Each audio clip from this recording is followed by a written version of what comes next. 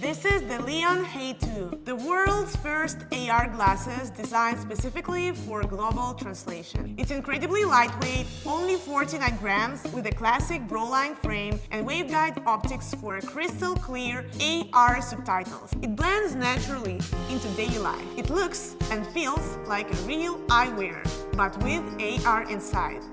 The universal fit spring hinge adapts comfortably to different face shapes. The power button is right here under the left temple. Press once to turn the glasses on. Press and hold for 3 seconds to power off. A short click wicks or slips the display. Double click to launch quick function. You can choose the display position of the subtitles in the function interface. There are 3 options: up, middle, and down. There is a status indicator light inside the left temple. The indicator light slow flashing means the device is charging normally. Rapid blinking means Hey2 is searching for a Bluetooth connection. Continuous blinking means the device is being upgraded. The touch bar on the right temple controls almost everything. Tap to select, swipe down to go back, swipe forward or backward to navigate. Long press to launch the AI assistant. Simple controls, clear translation, made for everyday life. Leion Hey2, understand the world in real time.